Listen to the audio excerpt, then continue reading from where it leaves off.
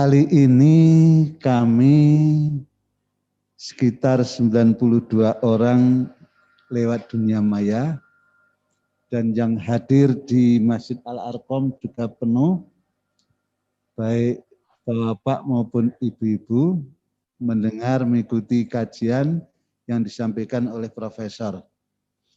Kami ingin mengajukan pertanyaan, kalau Al-Quran sebagai jalan pendekatan imunisasi dan juga sekarang ada program pemerintah vaksinasi. Kami ingin bertanya, sebaiknya bagi kaum muslimin, khususnya yang mengikuti kajian saat ini, bagaimanakah mengamalkan Al-Quran, baik dari amalan membaca, menghafal, dan juga mengamalkan dalam kehidupan ini. Jadi pertama dari aspek amalan lisan, yang kedua amalan perilaku, dan yang ketiga amalan batin. Langkahnya bagaimana menurut Profesor?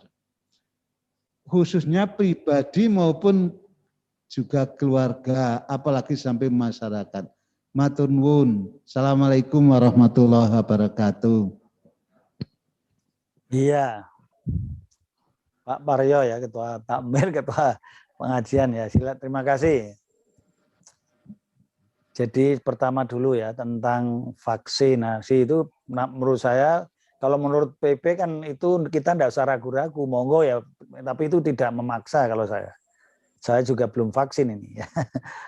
Tapi anggota PWM yang lain sudah sama, saya Pak Fatah, Pak Usman ini belum. Yang lain sudah sama vaksin.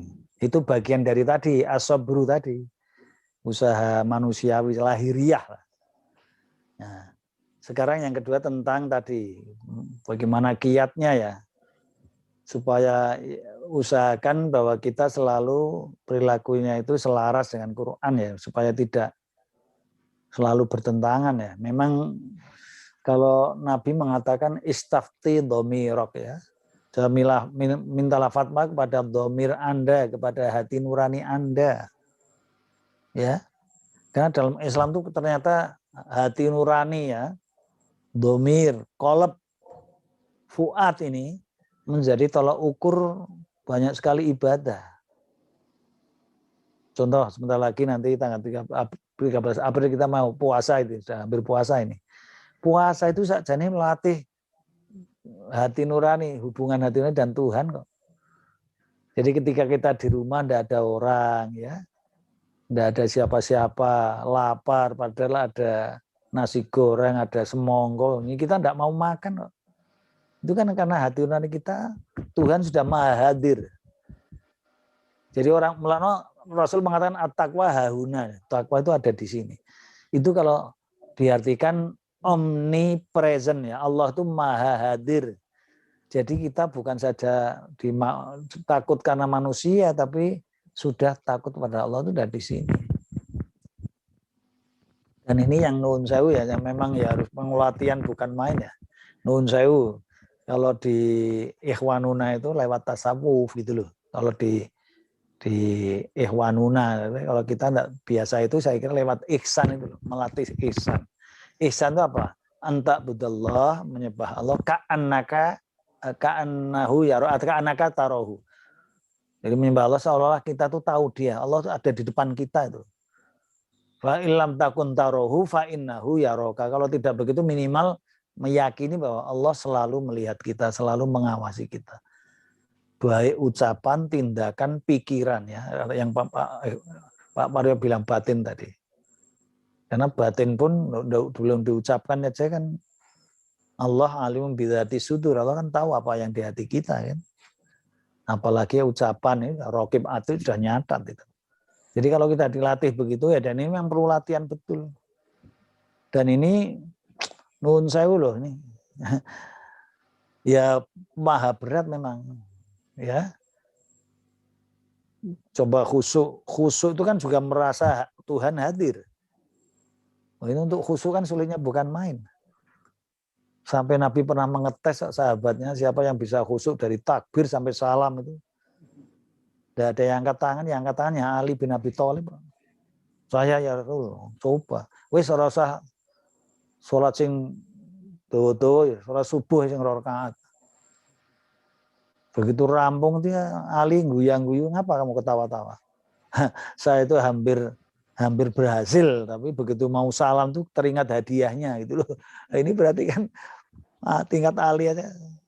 Jadi tapi bukan berarti nah ono ora usah, jangan. Tetap berusaha untuk selalu tadi meyakini bahwa Allah Maha Hadir di hati kita. Memang itu yang jadi. Nah, sekarang ini kan coba lihat banyak orang Muslim tapi perilakunya ya karena nuwun sewu. Ini contoh gambar lah ini. Lalu lintas saja coba. Kalau Abang Jo itu loh, kalau enggak ada polisi kan kita enggak ada yang banyak melanggar itu. Alah orang no polisi. Padahal kan mestinya ada polisi atau tidak ada polisi. Kalau merah itu ya mandek gitu loh. Itu hal-hal yang kecil aja kita begitu. Sehingga polisi membuat sekarang polisi patung itu akhirnya podo wedi gitu kan. Tapi kan saat ini kan wah kok dengar sampai polisi dipatungkan itu karena banyak orang yang taat aturan ya karena orang itu loh. Karena orang. Mulanya dalam hal skala apapun hati nurani jadi tolak ukur. Rasa malu juga begitu, ada malu pada Allah, ada malu pada manusia, ada malu pada diri sendiri. Kan gitu. Orang korupsi itu kan dia tidak malu pada Allah, padahal Allah Maha tahu. Ngolah alik data, ngolah alik ongko itu kan jadi korupsi. Asal KPK tidak tahu, asal atasannya tidak tahu loh. Atasan dan KPK itu kan manusia, tapi seandainya dia itu tahu bahwa Allah maha melihat, tidak pernah ngantuk apalagi tidur, mestinya dia tidak akan melakukan kejahatan itu.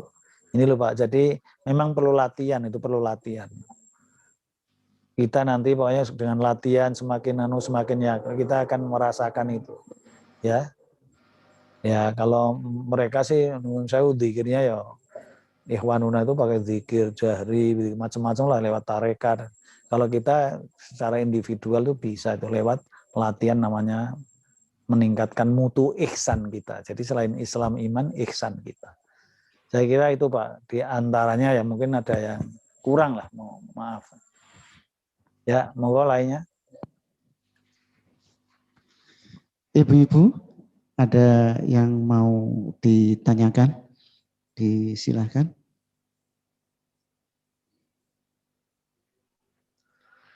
Monggo, ada yang lewat Zoom?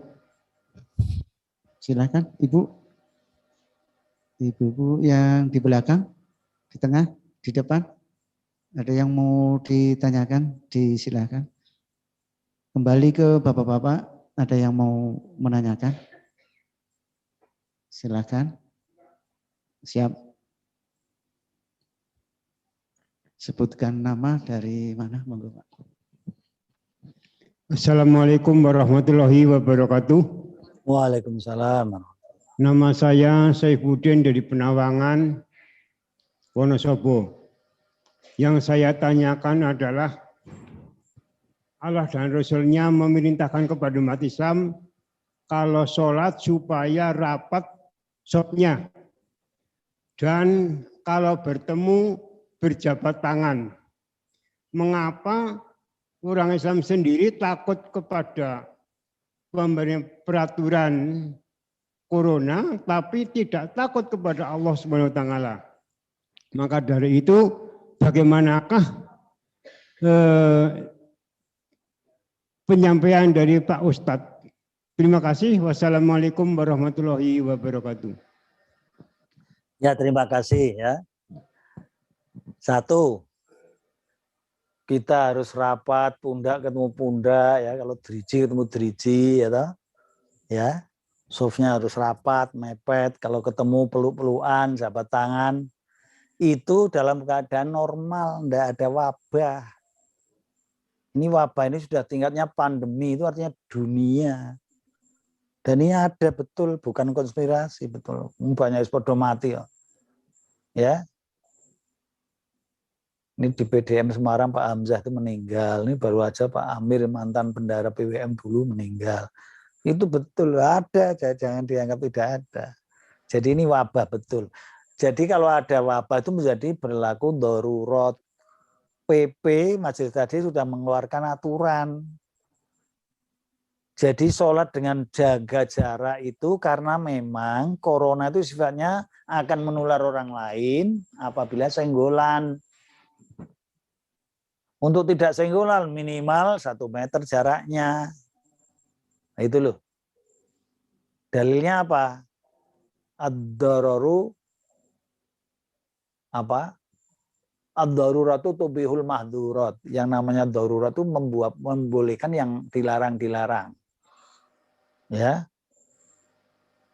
Terus la diroro la dororo wala diroro. Jangan membahayakan diri sendiri juga jangan membahayakan orang lain. Kalau kita OTG itu orang tanpa gejala ya. Sajane ono virusnya, tapi karena imun tubuhnya imbang ya dengan virus itu, jadi dia itu adanya terpapar tapi masih biasa gitu loh. Ini menularnya bisa, dirornya kepada orang lain. Melano jangan kita mungkin tidak kenal doror, tapi orang lain kan kenal doror, diror tadi. Jadi maka perlu ada jarak. Terus pakai masker, lagi nih pakai masker itu. Pakai masker itu hadisnya itu jelas Ibnu Majah memasukkan ke kelompok karohah makruh. Jadi menutup sholat dalam sholat pakai masker itu hukumnya hanya makruh. Itu pun kalau normal loh, tidak ada yang haram itu. Berarti kalau dalam keadaan wabah seperti ini, kemakruhannya hilang. Wong tadi yang haram aja jadi boleh kok. Jadi umat Islam, ya terutama umat Muhammadiyah yang berkemajuan ini jangan membenturkan antara takut dengan Tuhan dengan takut dengan corona. Ya. Sebab kalau coba saya tanyakan begini, ini benar nggak pendapat panjenengan nih? Saya membaca ayat kursi di tengah jalan, saya tidak akan minggir, insya Allah selamat. Nanti kalau ada trailer yang nabrak, trailernya yang akan rusak. Benar tidak orang berkata begini? Salah. Jadi baca Quran tetap harus nak nutang jalan itu minggir kalau ingin tidak ketabrak mobil gitu loh. Contoh yang kedua, panjenengan saya masukkan ke kandang macan, berani enggak? Oh saya hanya takut Allah, orang takut macan, ya panjenengan dimakan macan tenanan. Oh jadi dibenturkan antara takut Allah dengan takut dengan makhluknya. Ojo, ini perintah Allah juga supaya menghindari. Menghindari itu berarti apa? Itu bukan berarti menyaingi Tuhan. Ini loh. Jadi pemahaman yang salah kalau mengatakan kok kita takut corona. Memang ada yang bilang begitu, ada orang yang ngomong saya begini. Tapi menurut saya panjenengan namanya apa ya? Itu namanya ya apa? Kalau dalam zaman aliran mutakallim itu namanya aliran Jabariyah itu loh. Aliran Jabariyah itu mengatakan apa? Bahwa kita itu seperti wayang yang digerakkan dalang tok itu loh.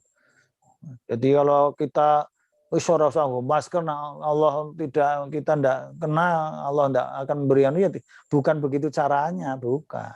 Tetap usaha, ini loh. Perkara usaha kena itu baru takdir gitu loh. Nah, itu loh. Seperti ibarat ini loh, ada banjir bandang, ada pemuda yang mengatakan begitu, paham Jabariyah dia. Alah, saya yakin pada Allah. Ya Allah mesti akan nolong saya dari banjir ini. Datanglah temannya ngambil, ayo cepet nih banjir meteko, tak boncengke, golek tempat yang lebih tinggi. Jawabannya pemuda itu apa? Alah, saya yakin pada Allah mesti akan nolong saya. Akhirnya pemuda bawa sepeda motor pergi meninggalkan dia. Datang lagi truk dari kepolisian ngangkuri orang-orang supaya selamat dari banjir. Jawabannya, Pak, saya tidak akan ikut, Pak. Saya yakin pada Allah akan nolong saya. Nah, setelah sudah tidak ada pertolongan lagi, matilah dia kena banjir itu. Di akhirat dia protes pada Allah, ya Allah saya kan percaya betul pada panjenengan, kok tidak nolong. Apa jawab Allah itu? Pertolongan saya tadi pemuda temanmu yang mau bonceng itu pertolongan pertama saya. Datang lagi truk polisi datang mau menolong, kamu tolak lagi.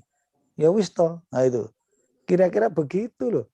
Jadi jangan terlalu jabariyah lah. Kita tuh nah iso jabariyah iya tapi qadariyah iya gitu loh.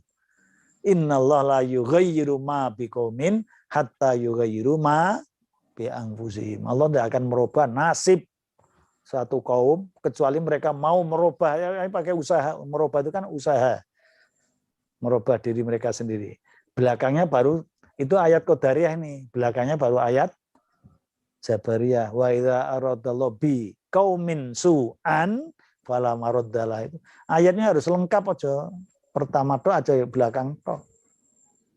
Artinya apa? Kalau Allah ingin menimpakan keburukan pada kaum, tidak mungkin ada yang bisa menolak. Itu jadi dipadukan itu. Qadariyah usaha dulu, baru jabariyah doa, tawakal itu. Tawakal itu bukan tanpa usaha loh, tawakal itu yang betul itu usaha dan doa. Gitu Pak, saya kira.